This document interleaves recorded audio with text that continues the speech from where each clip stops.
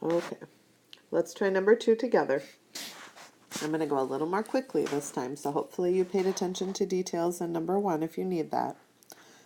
I'm going to take my first equation, and knowing that I need slope-intercept form in order to graph, I am going to rewrite x minus y equals -8.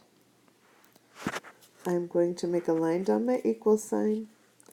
I'm going to subtract 1x, or subtract x from each side, which leaves me with -y equals -x minus 8. Sorry, I'm struggling with my stylus here. I have an invisible 1 next to my y, right? So I'm going to have to divide each item in the equation by -1. Doesn't change any of the numbers, but it makes things opposite. So that I end up with y equals, instead of -1 there next to my x, -1, I'll divide it by another -1, and I'll end up with positive 1x. And then I had a -8, which was hard to see because of my stylus issues. But if I divide -8 by -1, I get +8. Okay? So I know that +8 is my starting point. I'm going to go up to +8 on my... Actually, I'm going to make it a little bit easier for myself. I'm going to go up to +8 on my graph. Make a little dot there. Do the best I can. I'm going to do my slope. My original slope is +1 over +1, which means I would go up and to the right. Up and to the right. I'm going to have to utilize my negative slope because I'm definitely going to have to go in the other direction. I'm going to go down and to the left, down and to the left, down and to the left, down and to the left, down and to the left. I'm going to keep going. This is a pretty easy slope to do this with, so it's not a big deal.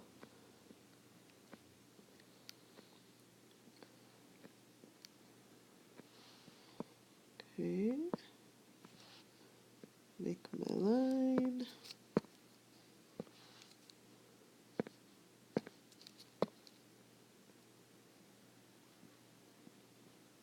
There we go. Okay, that was very, very fast. Next one I'll go a little bit more slowly because it's a bit different than it was before.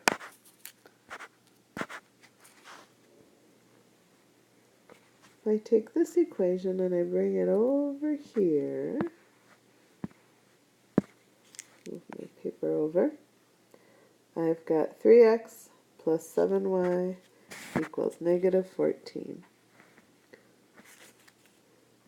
3x plus 7y equals -14. Okay.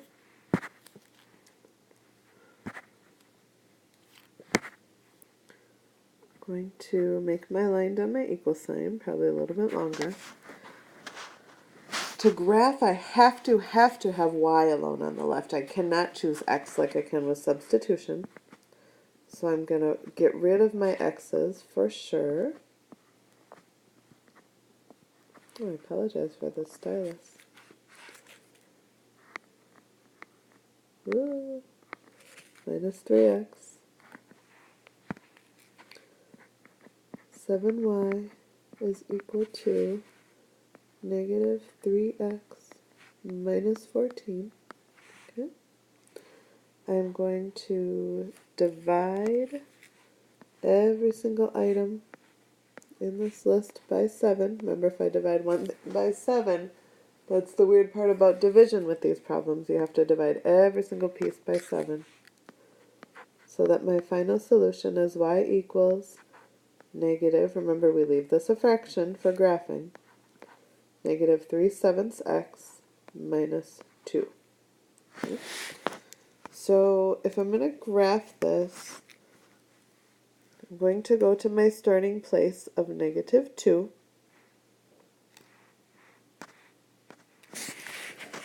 I'm going to make a dot at negative 2 on the y-axis.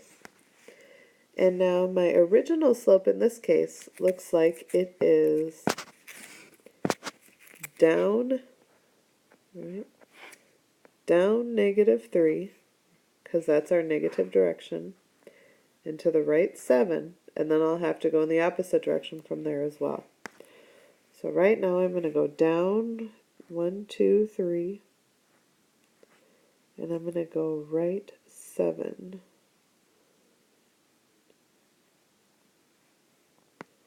So we're going to put here.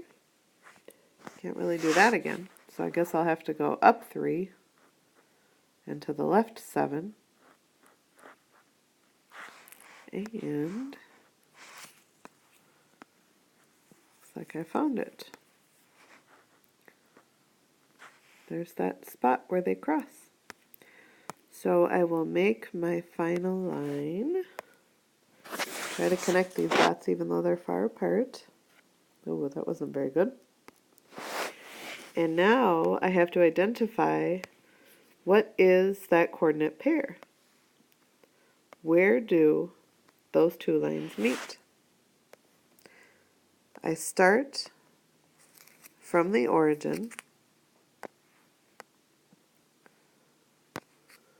and I say, okay, if I'm headed to that point, my left and right number, my x number says I go over 1, 2, all the way over to negative 7. That's my first number. My second number says that I go up to just positive 1. My final answer for this one is positive 1. All right, even though my stylus isn't working very well, I'm going to try to go over to substitution. See if we can do the same thing and get negative 7, 1 with this method. So I'll begin by deciding that I need to isolate the x or the y in order to get an x equals or y equals statement. That's what we wrote on the top. I can isolate my x because there's no coefficient there, or I can isolate my y. There's only a coefficient of negative 1. I think it's easier to isolate my x because there really is nothing here. There's not an invisible negative 1. It's just plain old x. So I'm going to take this equation off to the side, do a little math work. Right now I've got x minus y equals negative 8. All I have to do is add y, and I've got x equals y minus 8. Now I know I'm able to take the stuff that's inside parentheses, right, which is the equivalent of x, and I'll be able to put it in the equation in the place of the letter x in my other equation. So I'm going to go over here. I'm going to rewrite this equation, but I'm going to take the x out and I'm going to replace it with y minus 8, because that's what I found out was equal to x.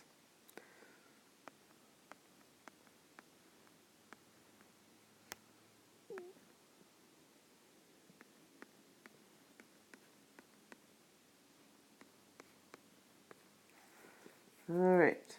I know that the first thing I have to do when I have parentheses in any equation is I've got to distribute. I've got to multiply my 3 times my y and my 3 times my negative 8. That gives me 3y. 3 times y is 3y. And then 3 times negative 8 is negative 24 plus 7y equals negative 14.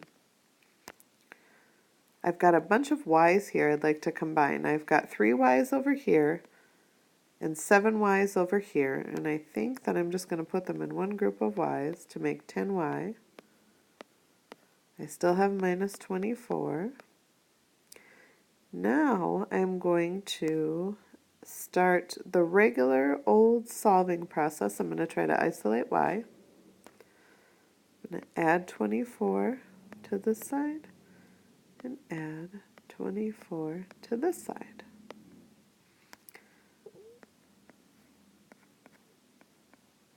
Now here I've got negative 14 plus 24. If you don't know that, please use a calculator.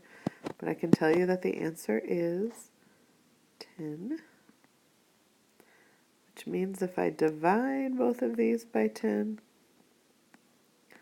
and run out of space, it means that y is equal to 1.